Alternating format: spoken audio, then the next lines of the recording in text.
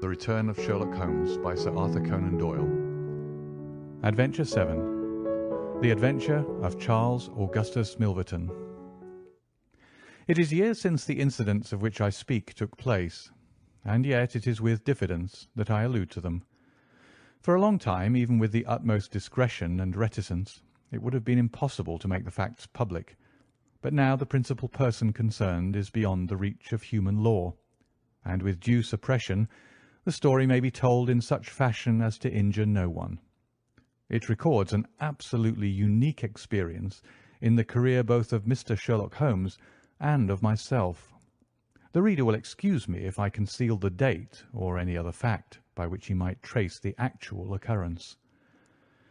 We had been out for one of our evening rambles, Holmes and I, and had returned about 6 o'clock on a cold, frosty winter's evening.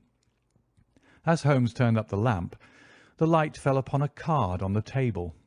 He glanced at it, and then, with an ejaculation of disgust, threw it on the floor. I picked it up and read, "Charles Augustus Milverton, Appledore Towers, Hampstead, Agent." "Who is he?" I asked. "The worst man in London," Holmes answered, as he sat down and stretched his legs before the fire. "Is anything on the back of the card?" I turned it over. "Will call at 6:30. C.A.M." I read. He's about due. Do you feel a creeping, shrinking sensation, Watson, when you stand before the serpents in the zoo and see the slithery, gliding, venomous creatures with their deadly eyes and wicked, flattened faces? Well, that's how Milverton impresses me. I've had to do with 50 murderers in my career, but the worst of them never gave me the repulsion which I have for this fellow. And yet I can't get out of doing business with him. Indeed, he's here at my invitation. But who is he? I'll tell you, Watson. He is the king of all the blackmailers. Heaven help the man, and still more the woman, whose secret and reputation come into the power of Milverton. With a smiling face and a heart of marble, he will squeeze and squeeze until he has drained them dry. The fellow is a genius in his way, and would have made his mark in some more savoury trade. His method is as follows. He allows it to be known that he is prepared to pay very high sums for letters which compromise people of wealth and position. He receives these wares, not only from treacherous valets or maids, but frequently from genteel ruffians, who have gained the confidence and affection of trusting women. He deals with no niggard hand. I happen to know that he paid £700 to a footman for a note 2 lines in length, and that the ruin of a noble family was the result. Everything which is in the market goes to Milverton, and there are hundreds in this great city who turn white at his name. No one knows where his grip may fall, for he is far too rich and far too cunning to work from hand to mouth.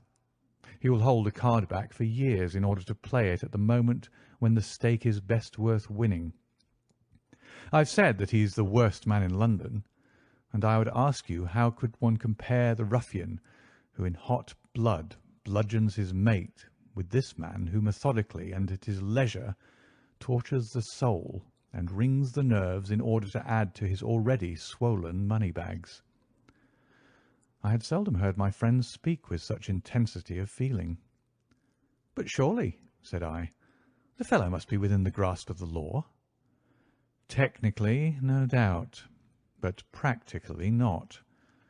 What would it profit a woman, for example, to get him a few months' imprisonment if her own ruin must immediately follow? His victims dare not hit back. If ever he blackmailed an innocent person, then indeed we should have him. But he is as cunning as the evil one. No, we must find other ways to fight him." "And why is he here?" "Because an illustrious client has placed her piteous case in my hands. It is the Lady Eva Blackwell, the most beautiful debutante of last season. She's to be married in a fortnight to the Earl of Dovercourt. This fiend has several imprudent letters. Imprudent, Watson, nothing worse, which were written to an impecunious young squire in the country. They would suffice to break off the match. Milverton will send the letters to the Earl unless a large sum of money is paid him. I have been commissioned to meet him and to make the best terms I can." At that instant there was a clatter and a rattle in the street below. Looking down, I saw a stately carriage and pair, the brilliant lamps gleaming on the glossy haunches of the noble chestnuts. A footman opened the door, and a small, stout man in a shaggy astrakhan overcoat descended. A minute later he was in the room. Charles Augustus Milverton was a man of 50, with a large intellectual head, a round, plump, hairless face, a perpetual frozen smile, and two keen grey eyes which gleamed brightly from behind broad, gold-rimmed glasses. There was something of Mr. Pickwick's benevolence in his appearance, marred only by the insincerity of the fixed smile and by the hard glitter of those restless and penetrating eyes. His voice was as smooth and suave as his countenance, as he advanced with a plump little hand extended, murmuring his regret for having missed us at his first visit. Holmes disregarded the outstretched hand and looked at him with a face of granite. Milverton's smile broadened. He shrugged his shoulders, removed his overcoat, folded it with great deliberation over the back of a chair, and then took a seat. "This gentleman," said he, with a wave in my direction, "is it discreet? Is it right?" "Dr. Watson is my friend and partner." "Very good, Mr. Holmes. It is only in your client's interests that I protested. The matter is so very delicate." "Dr. Watson has already heard of it." "Then we can proceed to business. You say that you are acting for Lady Eva. Has she empowered you to accept my terms?" "What are your terms?" £7,000. "And the alternative?" "My dear sir, it is painful for me to discuss it, but if the money is not paid on the 14th, there certainly will be no marriage on the 18th. His insufferable smile was more complacent than ever. Holmes thought for a while. "You appear to me," he said at last, "to be taking matters too much for granted. I am, of course, familiar with the contents of these letters. My client will certainly do what I may advise. I shall counsel her to tell her future husband the whole story and to trust to his generosity." Milverton chuckled. "You evidently do not know the Earl," said he. From the baffled look upon Holmes's face, I could see clearly that he did. "What harm is there in the letters?" he asked. "They are sprightly, very sprightly," Milverton answered. "The lady was a charming correspondent, but I can assure you that the Earl of Dovercourt would fail to appreciate them. However, since you think otherwise, we'll let it rest at that. It is purely a matter of business. If you think that it is in the best interests of your client that these letters should be placed in the hands of the Earl, then you would indeed be foolish to pay so large a sum of money to regain them." He rose and seized his astrakhan coat. Holmes was grey with anger and mortification. "Wait a little," he said. "You go too fast. We should certainly make every effort to avoid scandal in so delicate a matter." Milverton relapsed into his chair. "I was sure that you would see it in that light," he purred. "At the same time," Holmes continued, "Lady Eva is not a wealthy woman. I assure you that £2,000 would be a drain upon her resources, and that the sum you name is utterly beyond her power. I beg, therefore, that you will moderate your demands, and that you will return the letters at the price I indicate, which is, I assure you, the highest that you can get." Milverton's smile broadened and his eyes twinkled humorously. "I am aware that what you say is true about the lady's resources," said he. "At the same time, You must admit that the occasion of a lady's marriage is a very suitable time for her friends and relatives to make some little effort upon her behalf. They may hesitate as to an acceptable wedding present. Let me assure them that this little bundle of letters would give more joy than all the candelabra and butter dishes in London." "It is impossible," said Holmes. Dear me, how unfortunate!" cried Milverton, taking out a bulky pocket-book. "I cannot help thinking that ladies are ill-advised in not making an effort. Look at this." He held up a little note with a coat of arms upon the envelope. "That belongs to—well, perhaps it is hardly fair to tell the name until tomorrow morning. But at that time it will be in the hands of the lady's husband, and all because she will not find a beggarly sum which she could get by turning her diamonds into paste. It is such a pity. Now, you remember the sudden end of the engagement between the Honourable Miss Miles and Colonel Dorking? Only 2 days before the wedding, there was a paragraph in the Morning Post to say that it was all off, and why? It is almost incredible, but the absurd sum of £1,200 would have settled the whole question. Is it not pitiful? And here I find you, a man of sense, boggling about terms, when your client's future and honour are at stake. You surprise me, Mr. Holmes." "What I say is true," Holmes answered. "The money cannot be found. Surely it is better for you to take the substantial sum which I offer, and to ruin this woman's career, which can profit you in no way." "There you make a mistake, Mr. Holmes. An exposure would profit me indirectly to a considerable extent. I have 8 or 10 similar cases maturing. If it was circulated among them that I had made a severe example of the Lady Eva, I should find all of them much more open to reason. You see my point."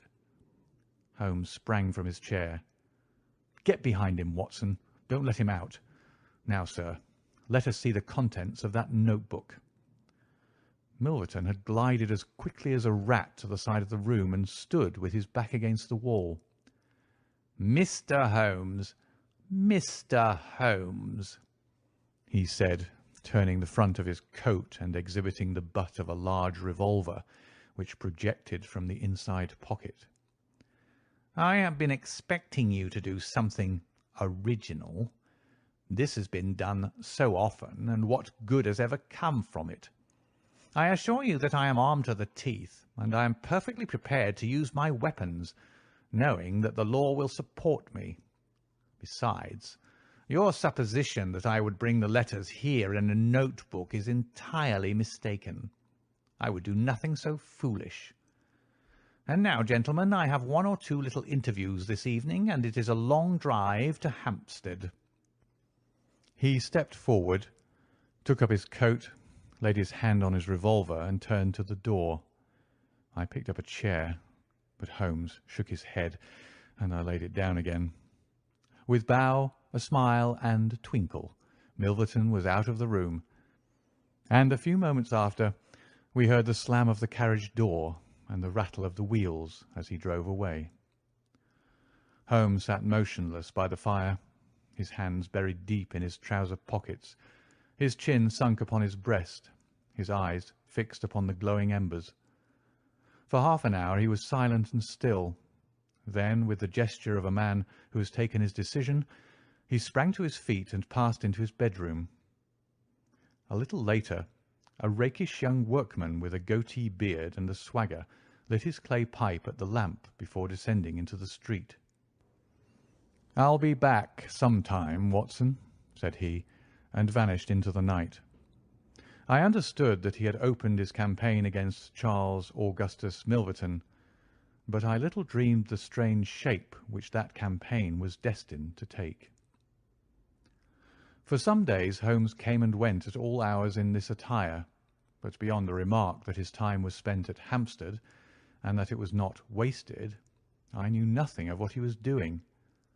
At last, however, on a wild, tempestuous evening, when the wind screamed and rattled against the windows, he returned from his last expedition, and, having removed his disguise, he sat before the fire and laughed heartily in his silent, inward fashion. "You would not call me a marrying man, Watson?" "No, indeed." "You will be interested to hear that I am engaged." "My dear fellow, I to Milverton's housemaid." "Good heavens, Holmes!" "I wanted information, Watson." "Surely you've gone too far." "It was a most necessary step. I am a plumber with a rising business, Escott by name. I have walked out with her each evening, and I have talked with her. Good heavens, those talks! However, I have got all I wanted. I know Milverton's house as I know the palm of my hand." "But the girl, Holmes?" He shrugged his shoulders. "You can't help it, my dear Watson. You must play your cards as best you can when such a stake is on the table. However, I rejoice to say that I have a hated rival who will certainly cut me out the instant that my back is turned. What a splendid night it is!" "You like this weather?" "It suits my purpose, Watson. I mean to burgle Milverton's house tonight." I had a catching of the breath, and my skin went cold at the words, which were slowly uttered in a tone of concentrated resolution. As a flash of lightning in the night shows up in an instant every detail of a wild landscape, so at one glance I seemed to see every possible result of such an action. The detection, the capture, the honoured career ending in irreparable failure and disgrace, my friend himself lying at the mercy of the odious Milverton.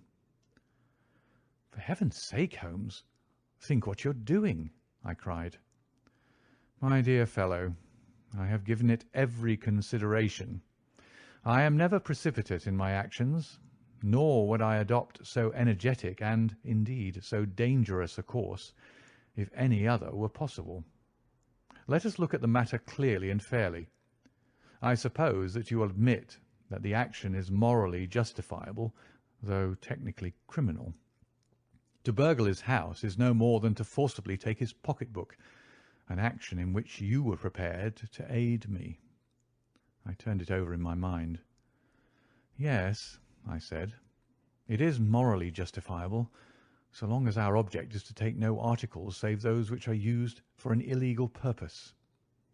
"Exactly. Since it is morally justifiable, I have only to consider the question of personal risk. Surely a gentleman should not lay much stress upon this when a lady is in most desperate need of his help."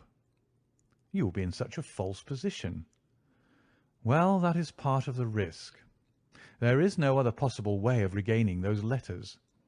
The unfortunate lady has not the money, and there are none of her people in whom she could confide. To-morrow is the last day of grace, and unless we can get the letters tonight, this villain will be as good as his word and will bring about her ruin. I must therefore abandon my client to her fate, or I must play this last card. Between ourselves, Watson, it's a sporting duel between this fellow Milverton and me. He had, as you saw, the best of the first exchanges, but my self-respect and my reputation are concerned to fight it to a finish." "Well, I don't like it, but I suppose it must be," said I. "When do we start?" "You are not coming." "Then you're not going," said I. "I give you my word of honour, and I never broke it in my life, that I will take a cab straight to the police station and give you away unless you let me share this adventure with you." "You can't help me." "How do you know that?" "You can't tell what may happen. Anyway, my resolution is taken. Other people besides you have self-respect and even reputations." Holmes had looked annoyed, but his brow cleared, and he clapped me on the shoulder. "Well, well, my dear fellow, be it so. We have shared this same room for some years, and it would be amusing if we ended by sharing the same cell. You know, Watson, I don't mind confessing to you that I have always had an idea that I would have made a highly efficient criminal. This is the chance of my lifetime in that direction. See here." He took a neat little leather case out of a drawer, and opening it, he exhibited a number of shining instruments. "This is a first-class, up-to-date burgling kit, with nickel-plated jemmy, diamond-tipped glass cutter, adaptable keys, and every modern improvement which the march of civilization demands. Here, too, is my dark lantern. Everything is in order. Have you a pair of silent shoes?" "I have rubber-soled tennis shoes." "Excellent. And a mask?" "I can make a couple out of black silk." "I can see that you have a strong natural turn for this sort of thing. Very good. Do you make the masks? We shall have some cold supper before we start. It is now 9:30. At 11 we shall drive as far as Church Row. It is a quarter of an hour's walk from there to Appledore Towers. We shall be at work before midnight. Milverton is a heavy sleeper, and retires punctually at 10:30. With any luck we should be back here by 2 with the Lady Eva's letters in my pocket. Holmes and I put on our dress clothes so that we might appear to be two theatre-goers homeward bound. In Oxford Street we picked up a hansom and drove to an address in Hampstead. Here we paid off our cab, and with our greatcoats buttoned up, for it was bitterly cold, and the wind seemed to blow through us, we walked along the edge of the heath. "It's a business that needs delicate treatment," said Holmes. "These documents are contained in a safe in the fellow's study, and the study is the anteroom of his bedchamber. On the other hand, like all these stout little men who do themselves well, he is a plethoric sleeper. Agatha, that's my fiancée, says it is a joke in the servants' hall that it's impossible to wake the master. He has a secretary who is devoted to his interests and never budges from the study all day. That's why we're going at night. Then he has a beast of a dog which roams the garden.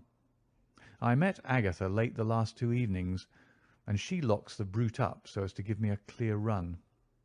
This is the house, this big one in its own grounds. Through the gate, now to the right among the laurels. We might put on our masks here, I think. You see, there is not a glimmer of light in any of the windows, and everything is working splendidly."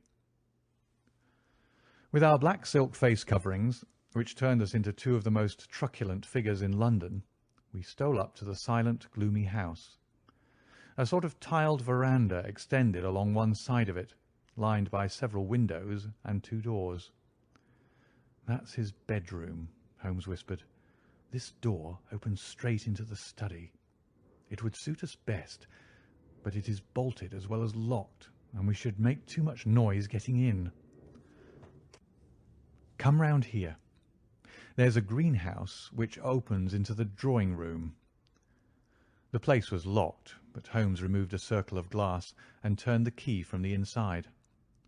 An instant afterwards he had closed the door behind us, and we had become felons in the eyes of the law. The thick, warm air of the conservatory and the rich, choking fragrance of exotic plants took us by the throat. He seized my hand in the darkness and led me swiftly past banks of shrubs which brushed against our faces. Holmes had remarkable powers, carefully cultivated, of seeing in the dark. Still holding my hand in one of his, he opened a door, and I was vaguely conscious that we had entered a large room in which a cigar had been smoked not long before. He felt his way among the furniture, opened another door, and closed it behind us. Putting out my hand, I felt several coats hanging from the wall, and I understood that I was in a passage. We passed along it, and Holmes very gently opened the door upon the right-hand side. Something rushed out at us, and my heart sprang into my mouth, but I could have laughed when I realized that it was the cat. A fire was burning in this new room, and again the air was heavy with tobacco smoke. Holmes entered on tiptoe, waited for me to follow, and then very gently closed the door. We were in Milverton's study, and a portière at the farther side showed the entrance to his bedroom. It was a good fire, and the room was illuminated by it. Near the door I saw the gleam of an electric switch, but it was unnecessary. even if it had been safe to turn it on. At one side of the fireplace was a heavy curtain which covered the bay window we had seen from outside. On the other side was the door which communicated with the veranda. A desk stood in the centre, with a turning chair of shining red leather. Opposite was a large bookcase, with a marble bust of Athene on the top. In the corner, between the bookcase and the wall, there stood a tall green safe, the firelight flashing back from the polished brass knobs upon its face. Holmes stole across and looked at it. Then he crept to the door of the bedroom and stood with slanting head, listening intently. No sound came from within. Meanwhile, it had struck me that it would be wise to secure our retreat through the outer door, so I examined it. To my amazement, it was neither locked nor bolted. I touched Holmes on the arm, and he turned his masked face in that direction. I saw him start, and he was evidently as surprised as I was. "I don't like it," he whispered, putting his lips to my very ear. "I can't quite make it out. Anyhow, we have no time to lose." "Can I do anything?" "Yes, stand by the door. If you hear anyone come, bolt it on the inside, and we can get away as we came. If they come the other way, we can get through the door if our job is done, or hide behind these window curtains if it is not. Do you understand?" I nodded and stood by the door. My first feeling of fear had passed away, and I thrilled now with a keener zest than I had ever enjoyed when we were the defenders of the law instead of its defiers. The high object of our mission, the consciousness that it was unselfish and chivalrous, the villainous character of our opponent, all added to the sporting interest of the adventure. Far from feeling guilty, I rejoiced and exulted in our dangers. With a glow of admiration I watched Holmes unrolling his case of instruments and choosing his tool with the calm, scientific accuracy of a surgeon who performs a delicate operation. I knew that the opening of safes was a particular hobby with him, and I understood the joy which it gave him to be confronted with this green and gold monster, the dragon which held in its maw the reputations of many fair ladies. Turning up the cuffs of his dress coat, he had placed his overcoat on a chair. Holmes laid out 2 drills, a jemmy, and several skeleton keys.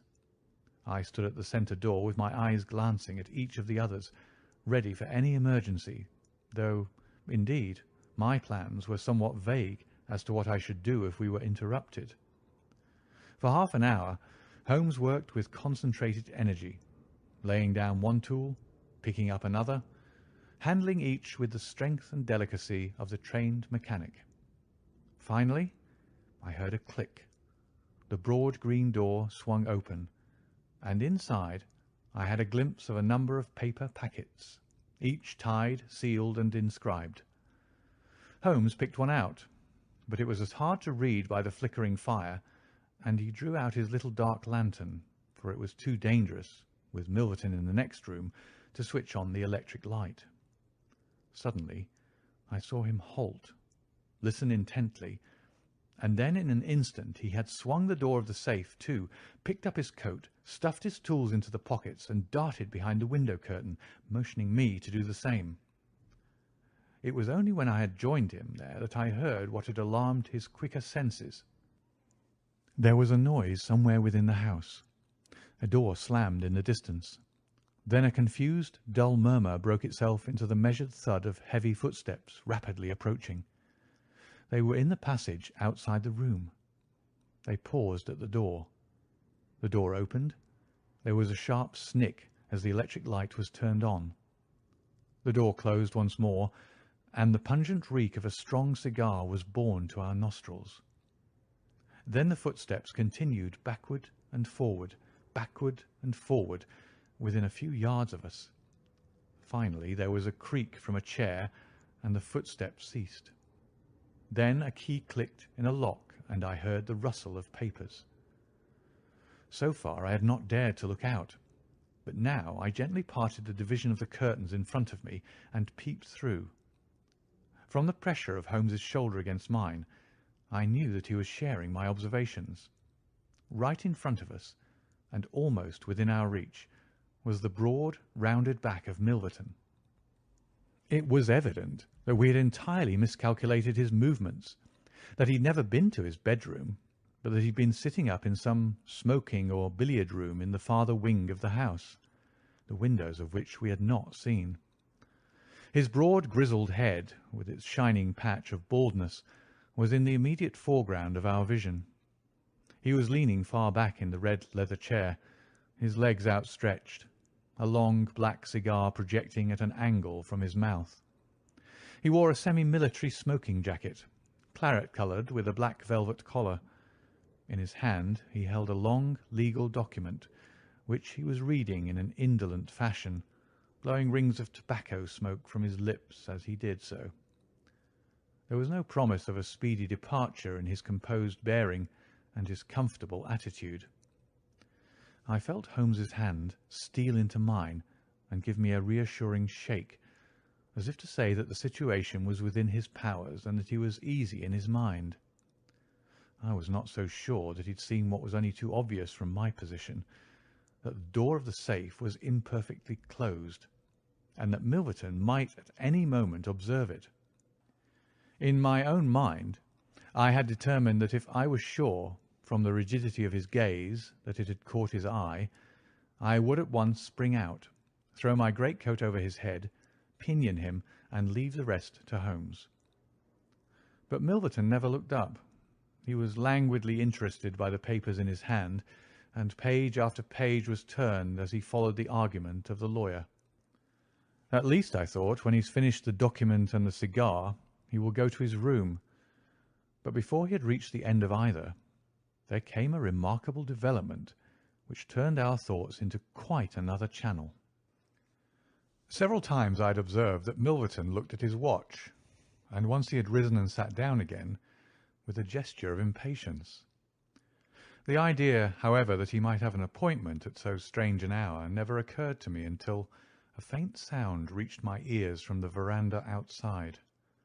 Milverton dropped his papers and sat rigid in his chair. The sound was repeated, and then there came a gentle tap at the door. Milverton rose and opened it. "Well," said he curtly, "you're nearly half an hour late." So this was the explanation of the unlocked door and of the nocturnal vigil of Milverton. There was the gentle rustle of a woman's dress. I had closed the slit between the curtains, as Milverton's face had turned in our direction, but now I ventured very carefully to open it once more. He had resumed his seat, the cigar still projecting at an insolent angle from the corner of his mouth. In front of him, in the full glare of the electric light, there stood a tall, slim, dark woman, a veil over her face, a mantle drawn round her chin. Her breath came quick and fast, and every inch of the lithe figure was quivering with strong emotion. "Well," said Milverton, "you made me lose a good night's rest, my dear. I hope you'll prove worth it. You couldn't come any other time, eh?" The woman shook her head. "Well, if you couldn't, you couldn't. If the Countess is a hard mistress, you have your chance to get level with her now. Bless the girl. What are you shivering about? That's right, pull yourself together. Now, let's get down to business." He took a notebook from the drawer of his desk. "You say that you have 5 letters which compromise the Countess d'Albert. You want to sell them? I want to buy them. So far, so good. It only remains to fix a price. I should want to inspect the letters, of course, if they're really good specimens. Great heavens! Is it you?" The woman, without a word, had raised her veil and dropped the mantle from her chin. It was a dark, handsome, clear-cut face which confronted Milverton. A face with a curved nose, strong, dark eyebrows shading hard, glittering eyes, and a straight, thin-lipped mouth set in a dangerous smile.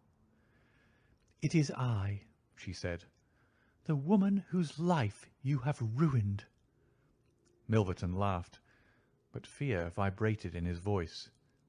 "You were so very obstinate," said he.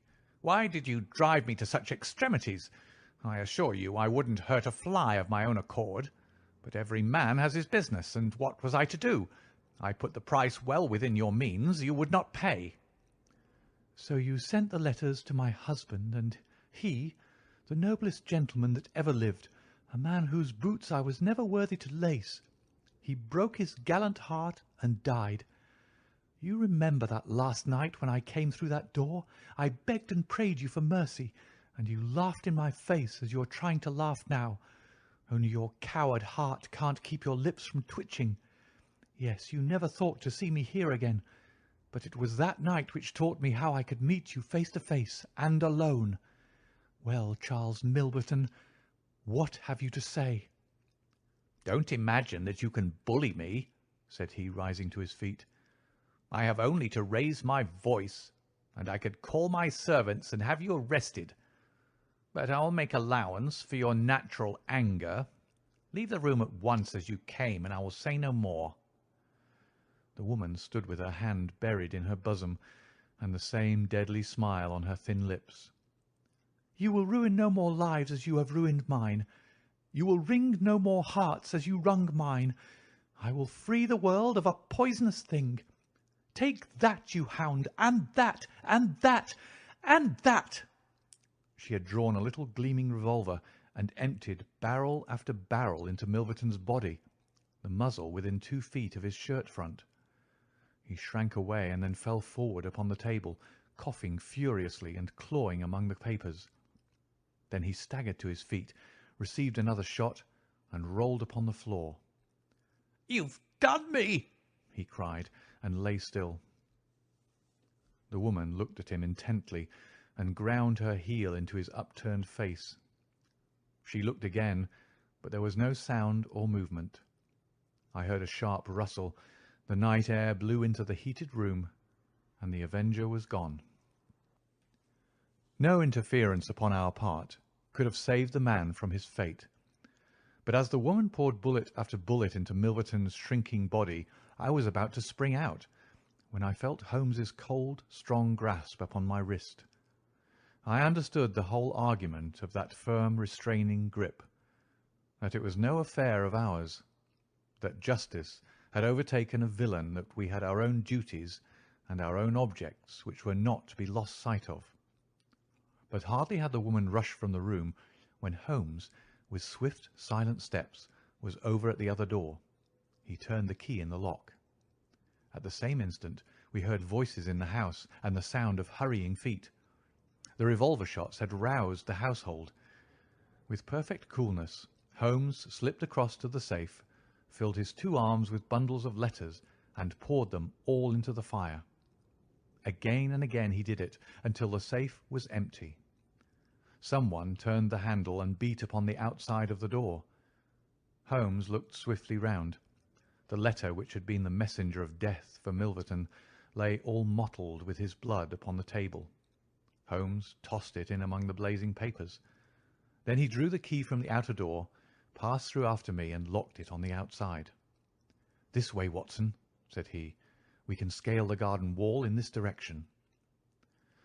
I could not have believed that an alarm could have spread so swiftly. Looking back, the huge house was one blaze of light. The front door was open, and figures were rushing down the drive. The whole garden was alive with people, and one fellow raised a view hallo as we emerged from the veranda and followed hard at our heels. Holmes seemed to know the grounds perfectly, and he threaded his way swiftly among a plantation of small trees, I close at his heels, and our foremost pursuer panting behind us. It was a 6-foot wall which barred our path, but he sprang to the top and over. As I did the same, I felt the hand of the man behind me grab at my ankle, but I kicked myself free and scrambled over a grass-strewn coping. I fell upon my face among some bushes, but Holmes had me on my feet in an instant, and together we dashed away across the huge expanse of Hampstead Heath. We had run 2 miles, I suppose, before Holmes at last halted and listened intently. All was absolute silence behind us. We had shaken off our pursuers and were safe. We had breakfasted and were smoking our morning pipe on the day after the remarkable experience which I have recorded, when Mr. Lestrade of Scotland Yard, very solemn and impressive, was ushered into our modest sitting-room. "Good morning, Mr. Holmes," said he. "Good morning. May I ask you if you're very busy just now?" "Not too busy to listen to you." "I thought that perhaps, if you'd nothing particular on hand, you might care to assist us in a most remarkable case which occurred only last night at Hampstead." "Dear me," said Holmes. "What was that?" "A murder. A most dramatic and remarkable murder. I know how keen you are upon those things, and I would take it as a great favour if you would step down to Appledore Towers and give us the benefit of your advice. It is no ordinary crime. We have had our eyes upon this Mr. Milverton for some time, and between ourselves he was a bit of a villain.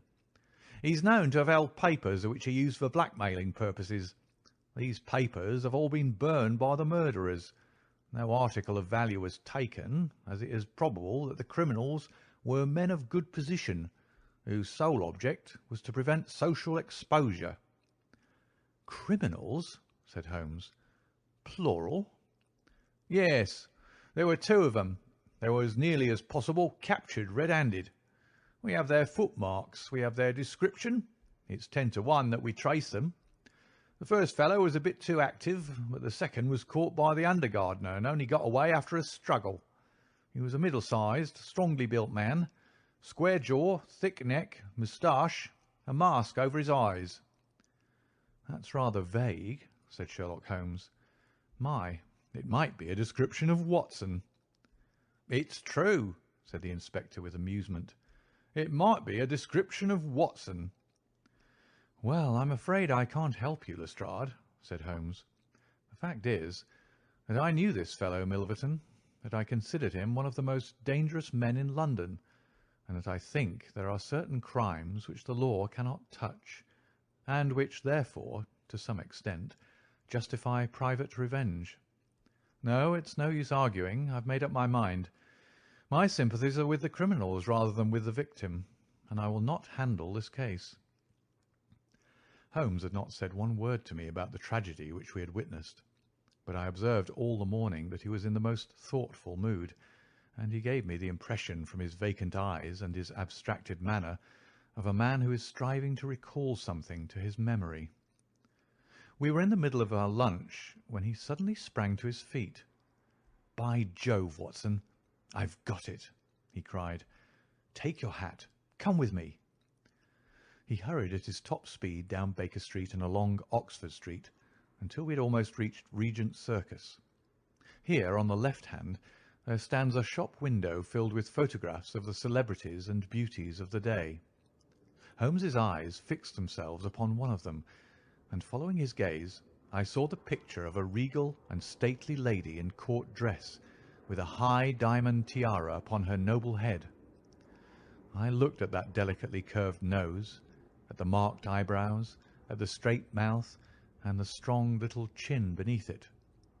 Then I caught my breath as I read the time-honoured title of the great nobleman and statesman whose wife she had been. My eyes met those of Holmes, and he put his finger to his lips as we turned away from the window. End of The Adventure of Charles Augustus Milverton.